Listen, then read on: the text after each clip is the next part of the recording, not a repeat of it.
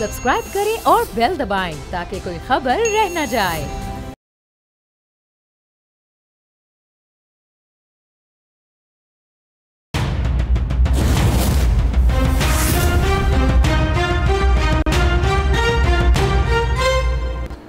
अस्सलाम वालेकुम, बहुत बहुत खुश आमदीद। बोलो जनाब की स्पेशल यूएस इलेक्शन ट्रांसमिशन में बहुत बहुत सर आपको भी खुश आमदीद, ऑडियंस को भी खुश आमदीद। सर आज हमने तमाम बातें जो है सर यूएस इलेक्शंस के बारे में करनी है। हमारे पास एक बहुत बेहतरीन गेस्ट भी मौजूद है, उनको थोड़ी देर में उनका इंट्रोडक्शन भी कराएंगे, उनसे बातें करेंगे।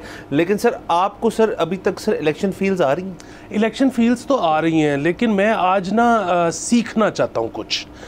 जब भी यूएस इलेक्शंस होते हैं बड़के मारी जाती हैं और बड़ी साइड्स ली जाती हैं, लेकिन ये नहीं बताया जाता कि यूएस इलेक्शन होता कैसे है, वो हमारे इलेक्शन से कैसे मुख्तलिफ है, ये इलेक्टोरेट क्या होता है, ये किस रियासत का ज़्यादा और किसी का कम क्यों होता है। मुसलमान, जब हम बात करते हैं कि मुसलमानों के वोट से कितना फ़र्क पड़ेगा, तो वो मुसलमान जो हैं वो तमाम मुत्तफ़िक होके किसी एक को वोट डालते हैं, या पाकिस्तान किसी और को वोट डाल रहा होता है और इंडोनेशिया के जो रहने वाले हैं अमरीकी वो किसी और को वोट डाल रहे होते हैं। मुझे आज आपने सारी बुनियादी बातें समझा के भेजना है। सर मैं अपनी तरफ से तो पूरी कोशिश करूँगा सर। और ये आपने सर जो बात कर दी है ना कि लोग जो हैं वो एकदम से सीजनल तौर पे यूएस की सियासत के ऊपर जो है फोकस कर जाते हैं, और उसके बाद तमाम जो 4 साल आगे आते हैं उसके ऊपर कहते हैं चलो देख लेंगे जब इलेक्शन आएंगे। बहरहाल सर तमाम चीज़ों को डिस्कस करने के लिए और तमाम चीज़ों को गुफ्तगू करने के लिए आज हमने अपने शो पे सर दावत दी है, ख़ास तौर पे उज़ैर यूनुस साहब को।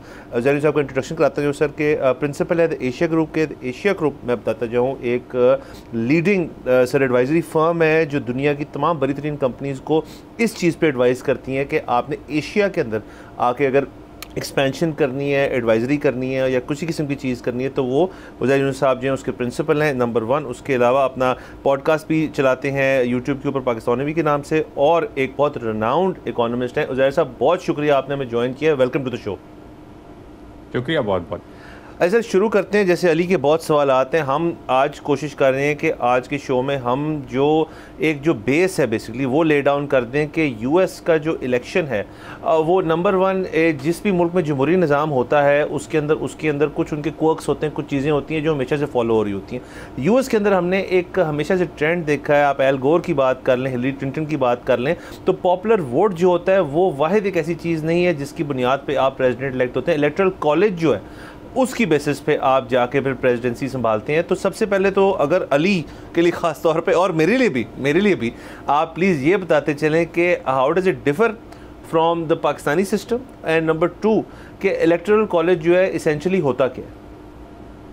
जी पहले तो देखें डिफरेंस पाकिस्तानी सिस्टम और अमरीकी निज़ाम में ये है कि पाकिस्तान एक पार्लिमानी जमहूरियत है, तो अगर आप वोट डालते हैं लाहौर में या मेरा ताल्लुक़ कराची से है तो मैं एक MNA इलेक्ट करता हूँ। वो MNAs नेशनल असम्बली में जाते हैं और फिर वो एक वज़ीर आज़म चुनते हैं वोट डाल के। अमरीकी निज़ाम में सदारती निज़ाम है, तो आप सदर के लिए वोट डालते हैं, लेकिन आप जो हैं जैसे आपने पहले भी कहा पॉपुलर वोट की बुनियाद पे सदर नहीं चुनते।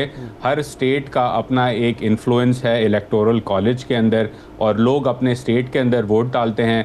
उस वोट के आने के मुताबिक जो है फिर एक स्टेट डिसाइड करता है कि इतने इलेक्टर्स जो हैं वो हमारे जाते हैं एक सदर की तरफ, और फिर उन तमाम इलेक्शंस की गिनती होने के बाद जो नुमाइंदे हैं उनकी कोशिश होती है कि वो 270 का नंबर पार करें, और हर स्टेट का अलग अलग काउंट है, तमाम स्टेट्स बराबर नहीं हैं। तो इस वजह से ये जो आपने भी सुना होगा कि स्विंग स्टेट्स बड़ी इंपॉर्टेंट हैं, जो 7 स्टेट्स हैं। तो कैंडिडेट ट्रंप या कैंडिडेट कामला इनकी कोशिश होगी कि ट्यूसडे रात को या वेंसडे सुबह को 270 का नंबर जो है वो पूरा हासिल करें।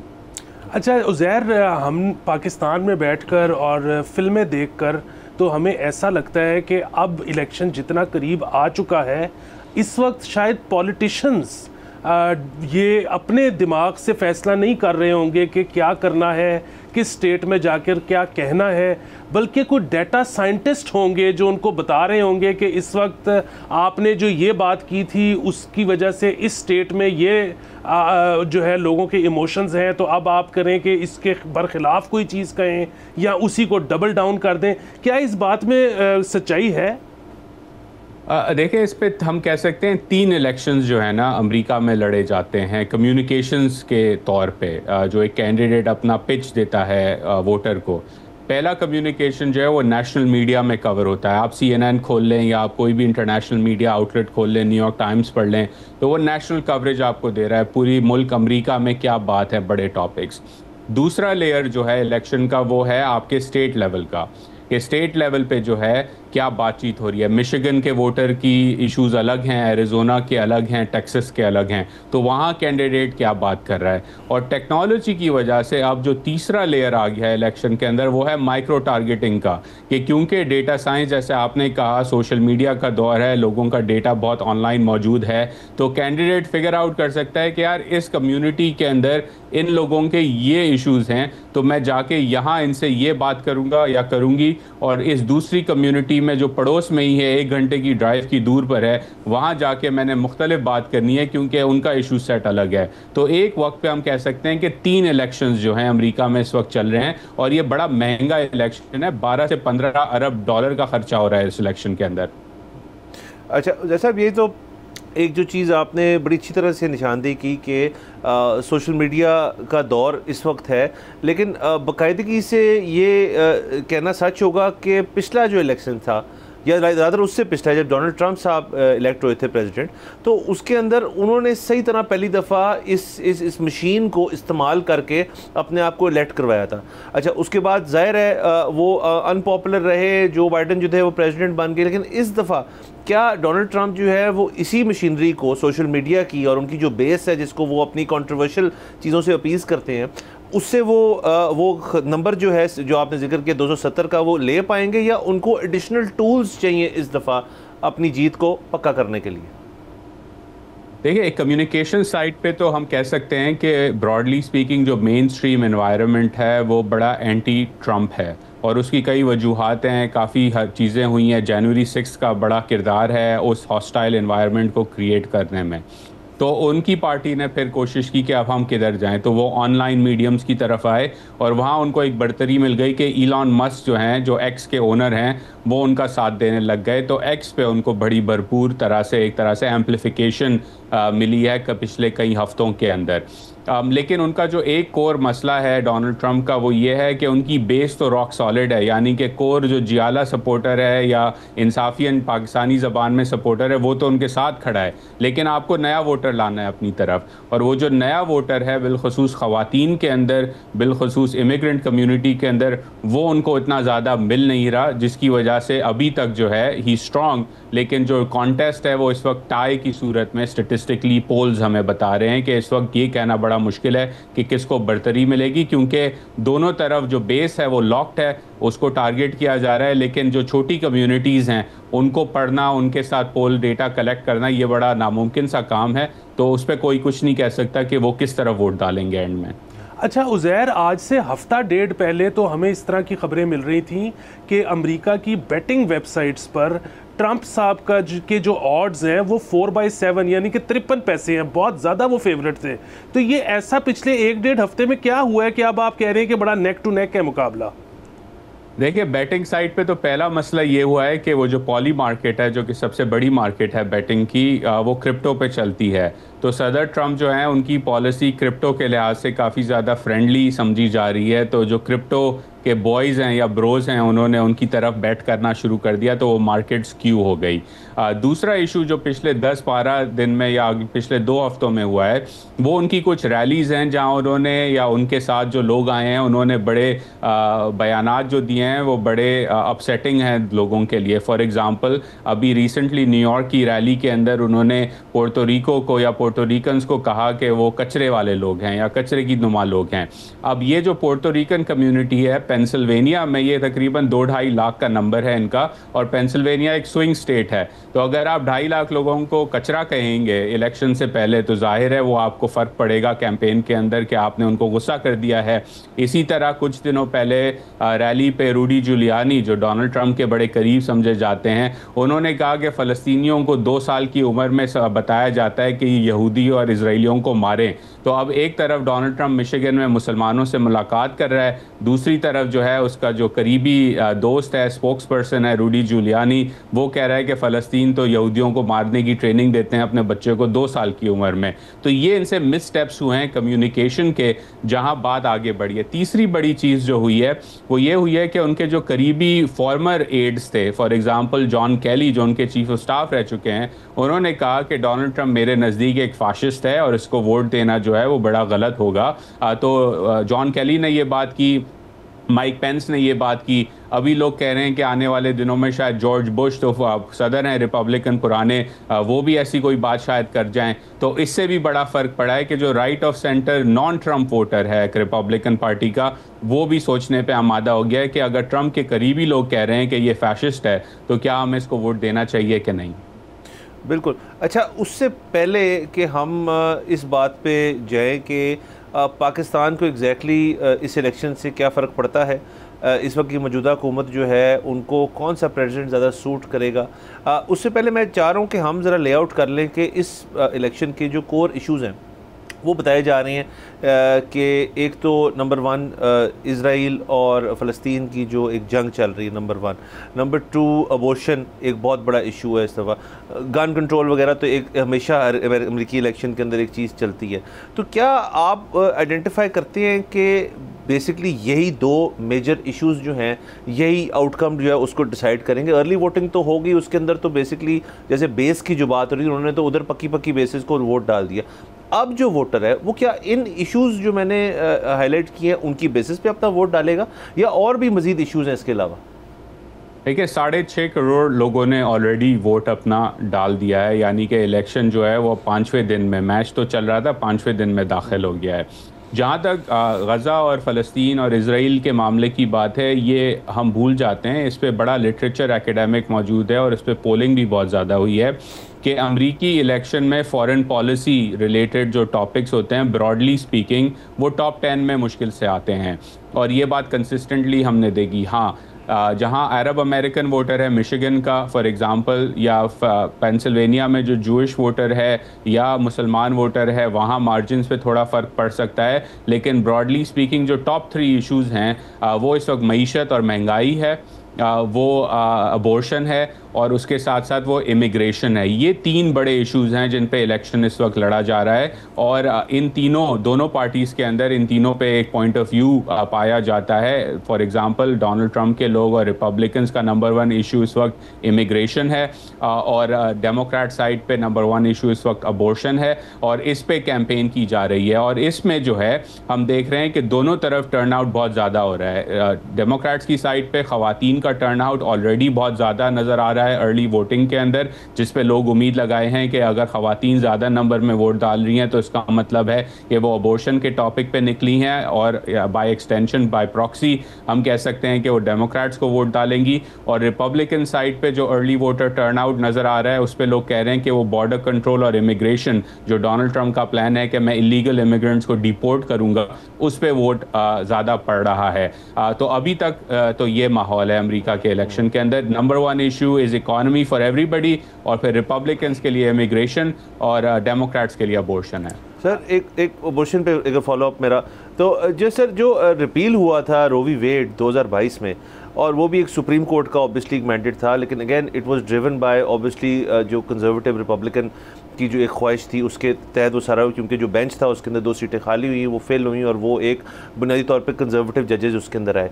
तो क्या आपको लग रहा है कि अगर डेमोक्रेटिक पार्टी, क्योंकि ज़ाहिर है उनका अगर वो अबॉर्शन के ऊपर एक स्टांस ले रहे हैं, तो वो ऑब्वियसली यही होगा कि रो वी वेड नुमा चीज़ जो है किसी उससे मिलती जुलती चीज़ को फिर से नाफिज किया जाएगा ताकि उस चीज़ को बाकायदा तौर पे कुछ स्टेट्स में या बाकायदा स्टेट्स के अंदर लीगलाइज किया जाए। तो क्या आपको लग रहा है कि ये चीज़ अभी कहना एक सियासी नारा है या आगे जाके डेमोक्रेट्स एक्चुअली इस चीज़ को कर पाएंगे, क्योंकि अगेन ये एक सुप्रीम कोर्ट का फैसला है?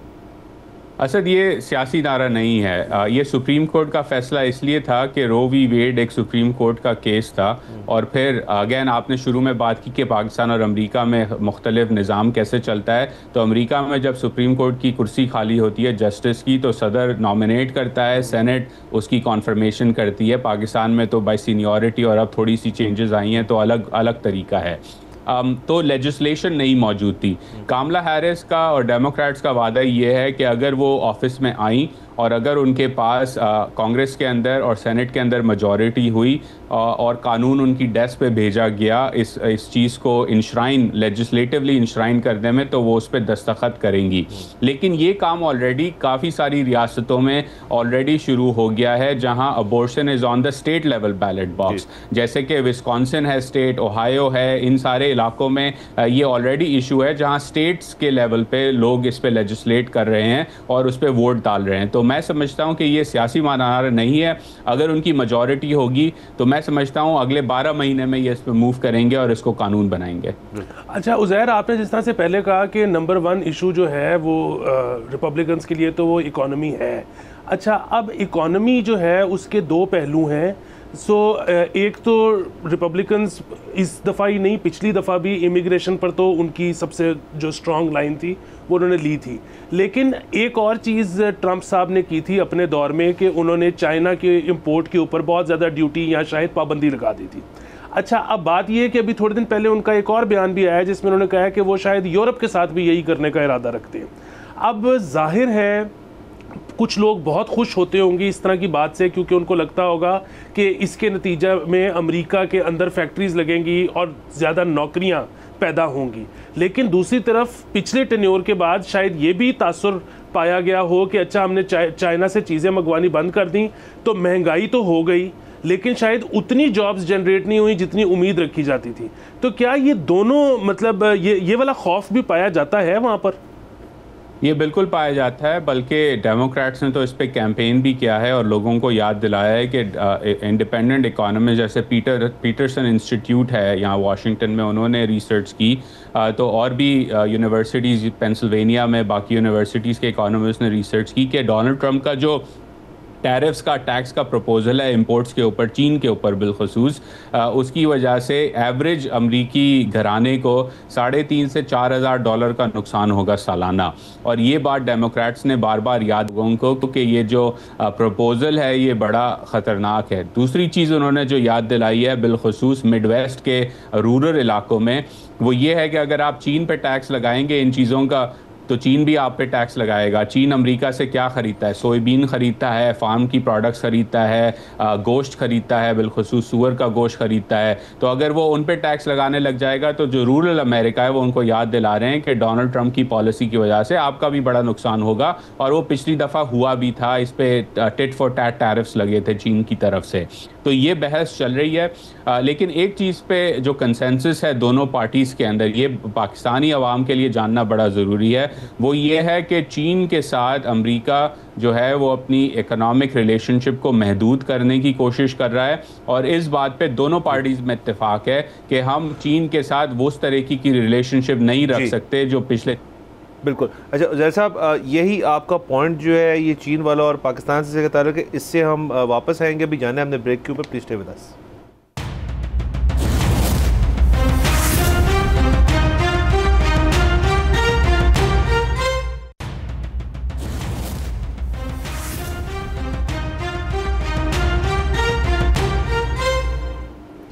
Welcome back from the break. हमारे साथ उज़ैर यूनुस साहब मौजूद हैं। ब्रेक से पहले अमेरिकन इलेक्शंस के हवाले से इकॉनमी की बात हो रही थी। अली का एक सवाल था कि जो चाइना के ऊपर रिस्ट्रिक्शन है जो कि EU तक अब नज़र आ रहा है कि डोनाल्ड ट्रंप साहब जो हैं वो मूव करना चाह रहे हैं, उसके ऊपर उज़ैर साहब हमें बता रहे थे कि चाइना के साथ जो बेसिकली है पाकिस्तान इसके अंदर कैसे फिक्स होता है। तो सर प्लीज़ अपना पॉइंट कंप्लीट कीजिएगा। देखें, इसके अंदर पाकिस्तान का जहाँ तक ताल्लुक़ है चीन के लिहाज से, तो 2 बड़ी चीज़ें हैं जो पाकिस्तान के लिए ख़तरा बन सकती हैं, या 3 मैं कहूँगा। पहला तो ये कि अगर डोनाल्ड ट्रंप जो है वो टैरिफ्स लगाते हैं चाइनीज़ एक्सपोर्ट्स पे, तो वो टैरिफ सिर्फ चाइना पे नहीं लगेंगे, वो बाकी ममालिक पे भी लगेंगे। पाकिस्तान का नंबर 1 एक्सपोर्ट हब जो है वो अमेरिका है, तो पाकिस्तानी एक्सपोर्ट्स पे उसका धचका लग सकता है। दूसरी चीज़ ये कि डोनाल्ड ट्रंप अगर चाइना पे सख्त पोजीशन लेंगे तो उस पर एक पोजीशन ये होगी कि अमेरिका या अमेरिका के बैक्ड इदारे यानी कि IMF, वर्ल्ड बैंक, IFC वो उन ममालिक को कर्ज़े नहीं देंगे कंसेशन रेट्स पे जो वो कर्ज़ा लेके चीन को कर्ज़ा वापस करें। तो ये एक पोटेंशल बन सकता है पाकिस्तान के लिए मुश्किलात का, कि क्योंकि पाकिस्तान के पास चीन का कर्ज़ा बहुत ज़्यादा है और पाकिस्तान IMF में है, तो इस पर थोड़ी सी हिचकिचाहट हो सकती है जिसका पाकिस्तानी मईशत पे इम्पैक्ट पड़ेगा।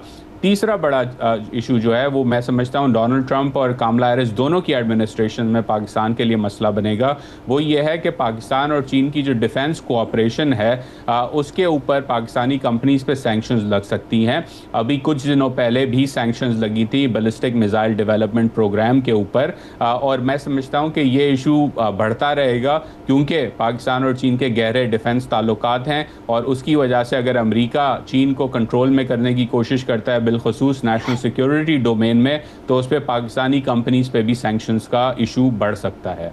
अच्छा, ये हम बार बार सुनते हैं कि जी मुसलमान अमेरिका में किसको वोट करेंगे।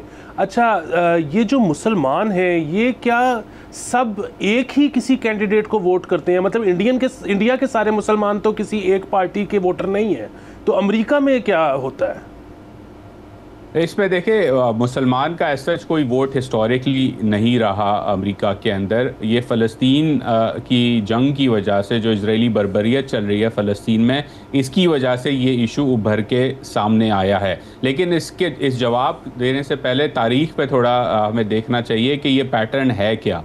9/11 से पहले तक बनिस्बत ओवरऑल मुसलमान अगर हम एक ग्रुप में उनको लेकर आएँ तो वो मेजॉरिटी रिपब्लिकन्स को वोट डाला करते थे।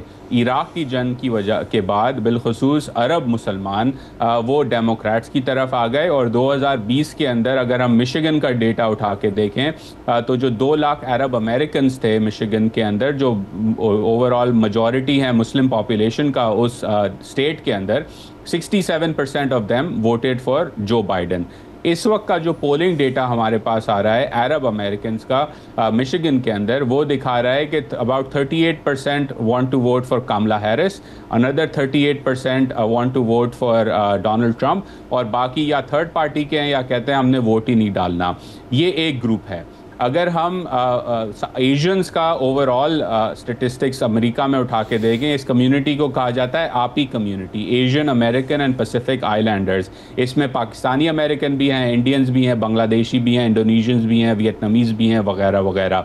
ओवरऑल इस वक्त तकरीबन 60% उस ग्रुप का कहता है कि हमने कामला हैरिस को वोट डालना है। और एक अलग सर्वे हुआ इंडियन अमेरिकन का जिसमें तकरीबन यही नंबर आया कि 60 से 62% इंडियन अमेरिकन कहते हैं कि हमने कामला हैरिस को वोट डालना है। तो मेरा मानना यह है कि मुसलमान वोट के अंदर बिलखुसूस अरब अमेरिकन वोट इन मिशिगन, उस पर हमें कमी नज़र आएगी काफ़ी ज़्यादा, लेकिन इस तरह का नहीं होगा कि वो पूरे के पूरे जाके जो हैं वो डोनाल्ड ट्रंप को वोट डालने लग जाएं। उनके हर कम्युनिटी के जो मुस्लिम अमेरिकन कम्युनिटी के अंदर सब कम्युनिटीज़ हैं, उनके अपने अलग अलग इंटरेस्ट्स हैं। सबसे इम्पॉर्टेंट कम्युनिटी इस वक्त उसके अंदर जो है वो मिशिगन के अंदर अरब अमेरिकन हैं, जिसके अंदर बाय द वे सिर्फ मुसलमान नहीं है, लेबनीज़ क्रिश्चियंस भी मौजूद हैं। अच्छा जैद, ये मुझे बताइएगा, हम पहले IMF के ऊपर थोड़ा सा आपने टच किया कि बेसिकली ये चाइना वाली सारी चीज़ों की वजह से वो चीज़ भी हमारे लिए मुतासर हो सकती है। इस वक्त बड़े टेंस मामला आते हैं पाकिस्तान के लिए IMF की तरफ से। कल की खबर है कि हमारी जो अगली ट्रांच है उसके ऊपर अभी से ये गुफ्तगू शुरू हो गई है कि हमने उस चीज़ को अपनी जो KPIs कह लें, उनको जो मर्ज़ी कह लें, वो फुलफ़िल नहीं कर पाए, ख़ास तौर पर टैक्स नेट की वजह से, और उस वजह से हमें अगली ट्रांच के अंदर अब जाके फिर से बैठना पड़ेगा ऑन द टेबल, और वो भी फिर वो सारा जो शुरू होता है यहाँ पर मामला भी शुरू हो जाएगा। एक प्रेसिडेंशियल इलेक्शन जब होता है US के अंदर और एक नया चेंज ऑफ गार्ड आता है, लेट से डेमोक्रेट से रिपब्लिकन आ जाए, डेमोक्रेटिक पार्टी के अंदर भी एक नया प्रेसिडेंट आ जाता है या प्रेसिडेंट आ जाती हैं इन दिस केस, तो क्या, और ये बिल्कुल सिली क्वेश्चन होगा, क्या IMF के अंदर जो उनकी डील्स हुई होती हैं उसके अंदर स्टांस जो है अमेरिकन प्रेसिडेंट का वो कितना मैटर करता है, ख़ास तौर पे पाकिस्तान जैसे मुल्क के लिए जो हमें पता है कि अभी एक नए प्रोग्राम में गया है, आगे शायद और भी प्रोग्राम्स लेना पड़े। तो क्या ये अभी से आपको लगता है कि हमारे मुल्क में इस चीज़ की तैयारी हो रही होगी, वॉर रूम्स बने होंगे जहाँ पे जी ट्रंप सरकार आएगी तो ये करेंगे, अगर कामला हैरिस सरकार आएगी तो हम ये करेंगे? क्या आपको लग रहा है कि हम इतने प्रिपेयर्ड हैं इकोनॉमिक पॉलिसी के अंदर अपनी ज़ाती पाकिस्तान की? मेरे नज़दीक देखें, पहली बात तो यह है कि क्योंकि IMF प्रोग्राम साइन हो चुका है और इस वक्त जो ब्रॉड इंडिकेटर्स हैं वो स्टेबिलिटी दिखा रहे हैं पाकिस्तान के अंदर, तो मुझे नहीं लगता कि इलेक्शन के बाद जनवरी में जब कोई भी नई एडमिनिस्ट्रेशन आएगी तो उस पर इतना इम्पैक्ट पड़ेगा पाकिस्तान के IMF प्रोग्राम पे as it currently stands. Number 1। Number 2 ये कि स्ट्रक्चरल लेवल पे हमें ये बात याद रखनी चाहिए, बिलखुसूस पाकिस्तान के अशराफिया को याद रखना चाहिए कि अमेरिका के लिए पाकिस्तान इस वक्त इतना ज़्यादा इम्पोर्टेंट मुल्क नहीं है। टॉप 10 इश्यूज़ फॉरेन पॉलिसी में भी शायद पाकिस्तान ना आए इस वक्त किसी भी एडमिनिस्ट्रेशन के लिए, क्योंकि इश्यूज़ और बहुत ज़्यादा हैं और उस पर हम गुफ्तगू कर सकते हैं कि वो क्या प्रायोरिटीज़ होंगी।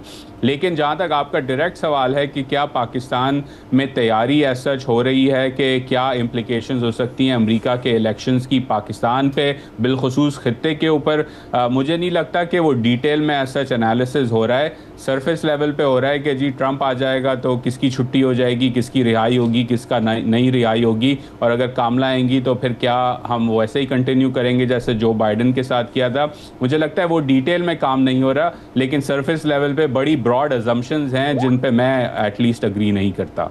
अच्छा, दोनों जो डेम्स हैं और रिपब्लिकन्स हैं उनकी पॉलिसीज़ तो हमें पता लग गई, लेकिन और जाहिर है वसूख के साथ तो बात शायद हो सकेगी जब एक दफ़ा रिजल्ट्स आ जाएंगे, लेकिन अभी आपकी अजम्पशन क्या है?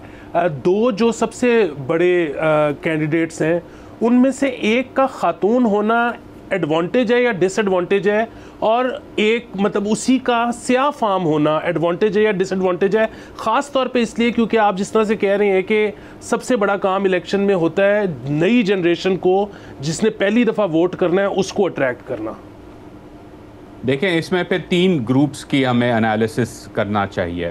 पहला ग्रुप जो है वो ख़वातीन है अमेरिका में, जिनमें से काफ़ी सारी ख़वातीन ने ग्लास सीलिंग देखी हुई है अपनी ज़िंदगी के अंदर, और उन्होंने पॉलिटिक्स में कोशिश की कि वो हिलरी क्लिंटन को जिता दें डेमोक्रेट साइड पे, लेकिन वो नाकाम हो गई। अब उन्होंने डबल जो है वो कोशिश कर रही हैं कि एक खातून को सदर बनाया जाए अमेरिका का, नंबर 1। और ऑफ कोर्स अबॉर्शन की हमने बात कर ली तो वो डबल एनर्जी इंसर्ट करता है broadly speaking in the women demographics of American politics, largely मैं जनरलाइज कर रहा हूँ। दूसरा ग्रुप अगर हम डेमोक्रेट साइड पे देखें इज़ द अफ्रीकन अमेरिकन और the black community. Black community जो है ये हमें जानना ज़रूरी है कि वो डेमोक्रेट पार्टी की रीढ़ की हड्डी है पॉलिटिकली, और उस रीढ़ की हड्डी की जो सबसे मजबूत हड्डी है वो काली ख़वातीन है, black women are the most loyal of the loyal voters in the Democrat Party। तो वो और ज़्यादा energized हैं वोट डालने के लिए।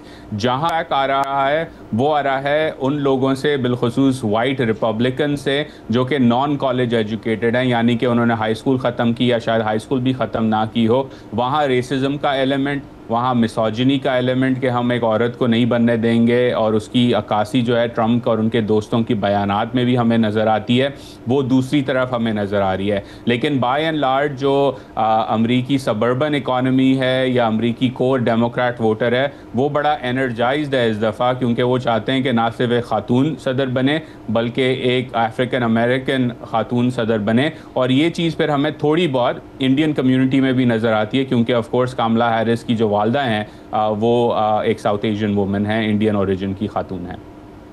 जी अच्छा, बहुत शुक्रिया। ये इसी बात पे मेरा एक फॉलो अप भी है, लेकिन हमें जाना है यहाँ पे एक ब्रेक के ऊपर। ज़ाहिर साहब हमारे साथ मौजूद हैं, लेट्स टेक अ ब्रेक।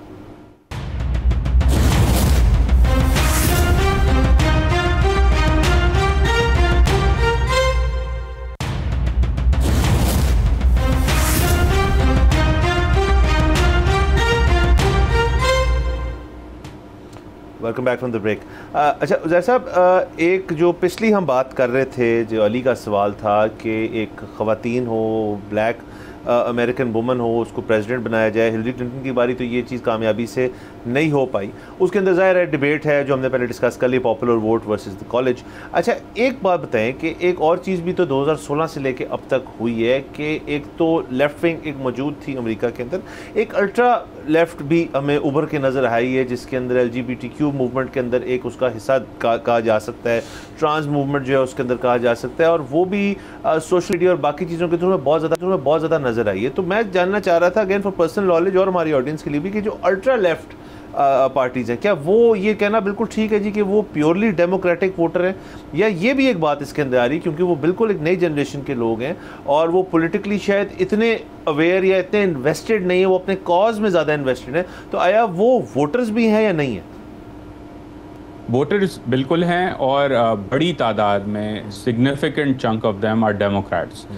वो इसलिए क्योंकि ये जो सारे इश्यूज़ हैं इन कम्युनिटीज़ के, बिलखुसूस ट्रांस राइट्स के या LGBTQ राइट्स के, इंक्लूजन के, उनको जो हरासमेंट फेस करना पड़ती है लोकल लेवल पे, ये सारे लोकल लेवल्स पे इनकी जो सपोर्ट की गई है वो लेफ्ट विंग डेमोक्रेट्स की तरफ से की गई है over a long period of time.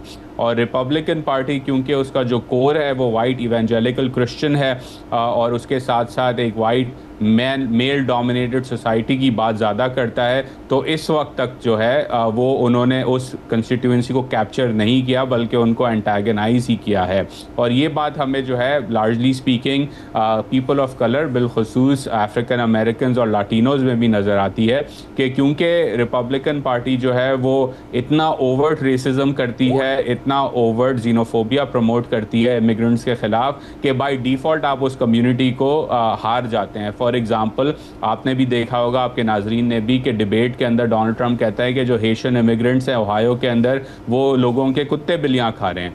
अब हेशियन अमेरिकन जो हैं वो एक बड़ा चंक हैं फ्लोरिडा के अंदर। जब उन्हें ये देखा जाएगा प्राइम टाइम पर कि सदर का कैंडिडेट जो है वो कह रहा है यार ये तो जानवर हैं, लोगों के कुत्ते बिल्ली खा जाते हैं, तो क्या वो उनको वोट डालेगा रिगार्डलेस ऑफ पॉलिसी? लार्जली आपने तो खो दिया उस वोटर की सपोर्ट को वहाँ पर ही।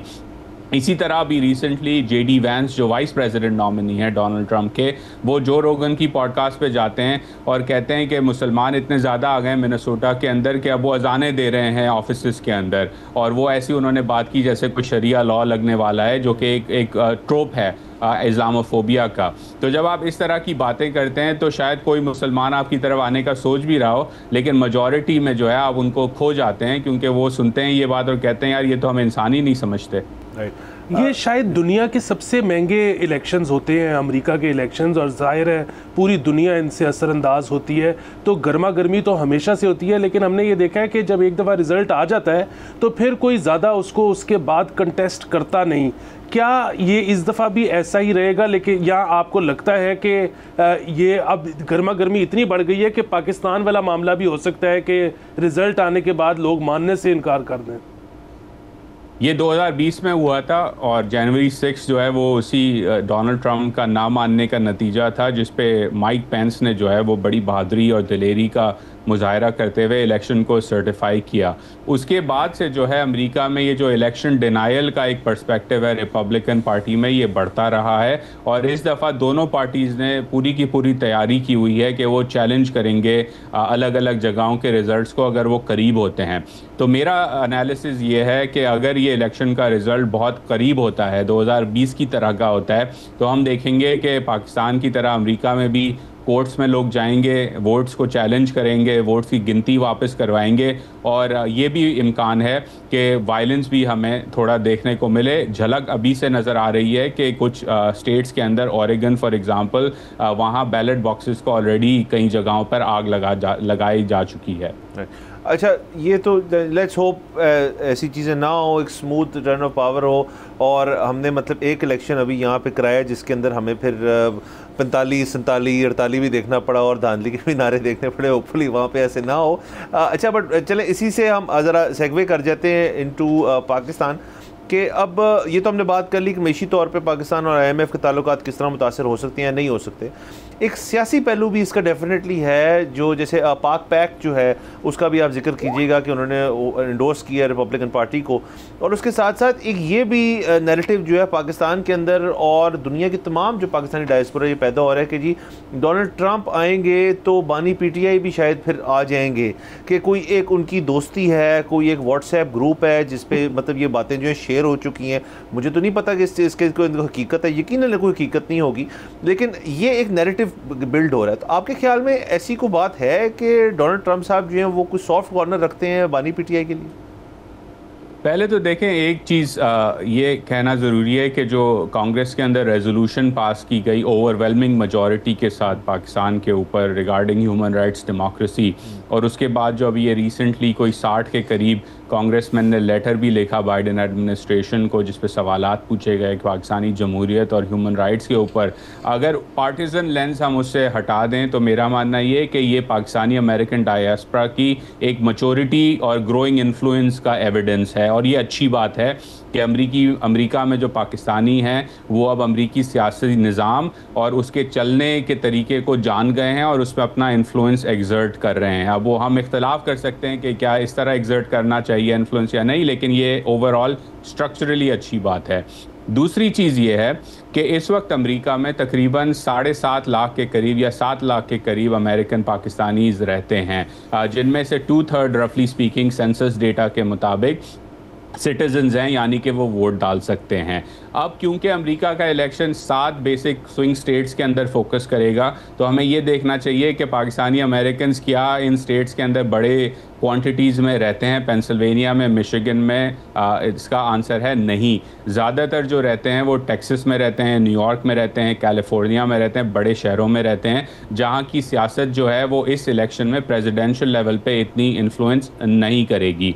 एक और चीज़ हमें मद्देनज़र रखनी चाहिए कि जो पाक पैक ने डोनाल्ड ट्रंप की इंडोर्समेंट की है, पाक pack is not the only political committee जो पाकिस्तानी रिप्रेजेंट करती है। एक और कमेटी है AP पैक, उन्होंने किसी को इंडोर्स नहीं किया, तो इसमें भी कम्युनिटी के अंदर एक डिफरेंस ऑफ ओपिनियन मौजूद है जो मेरे ख्याल में पाकिस्तानी मीडिया पे इतना कवर नहीं हुआ जितना होना चाहिए था। बिल्कुल। और आखिरी बात इस पे जी बताइए। आखिरी बात इस पे कि क्योंकि जैसे मैंने पहले कहा 12 से 15 अरब डॉलर का खर्चा हुआ है इस इलेक्शन में, और पाक पैक का जो टोटल कंट्रीब्यूशन है वो तकरीबन 3-3.5 लाख डॉलर है। अगर हम उसको कह दें कि उनके इंडिविजुअल मेंबर्स ने अपनी इंडिविजुअल कैपेसिटी में भी पैसा खर्च किया, 10x कर दें तो 3 मिलियन कर दें, फिर भी वो इतना ज़्यादा पैसा नहीं लगाया उन्होंने जिसकी वजह से वो कुछ चीज़ें गेन कर सकें इलेक्शन के बाद। बिल्कुल ठीक है। जैसा बहुत शुक्रिया ज्वाइन करने के लिए सर।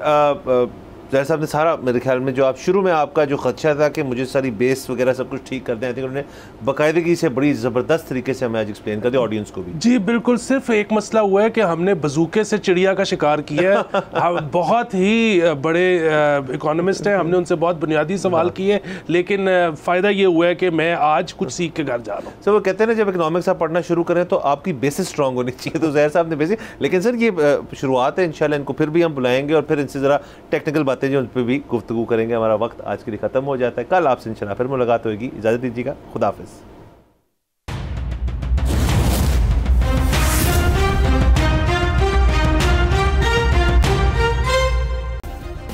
सब्सक्राइब करें और बेल दबाएं ताकि कोई खबर रह न जाए।